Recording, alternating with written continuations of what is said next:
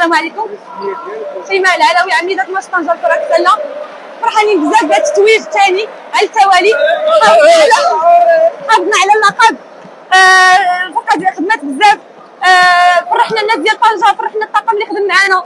ما علينا الا اننا نرجعوا نرتاحوا ونوجدوا البطولة ان شاء الله. واحد الفرحة لا توصف. طنجاوي تقريبا كله حضر معانا، باقي الناس في طنجة اللي تابعوا المباراة من الدار، وحنايا فرحانين انهم كانوا تابعينا زعما العام كامل، والجمهور كامل كان تايق فينا الحمد لله، وحنايا وعدناهم وفينا بالوعد ديالنا الحمد لله. كي قلت لك كنظن انه ما قدرناش بالشيء اللي المفروض خصنا نقوموا فيه في هذه المقابله. ارتكبنا مجموعه ديال الاخطاء، دينا الثمن ديالها. ما التركيز ديالنا ما كانش كافي باش ممكن تكون عندنا هذيك النجاعه الهجوميه، الشيء اللي خلانا ما كنضيعوا كرات اللي سهله.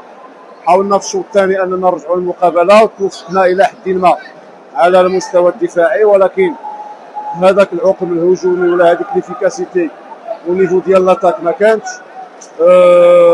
كنظن خصنا نتعلموا من هذه الاشياء، خصنا نزيدوا نشتغلوا اكثر، خصنا نطوروا راسنا اكثر، ونعرفوا انه كرة السله ولا المقابله النهائيه كتخضع مجموعه ديال المعايير ومجموعه ديال الشروط اللي المفروض انها خصها تكون متوفره الا بغينا ان شاء الله مستقبلا نتوفقوا فيها.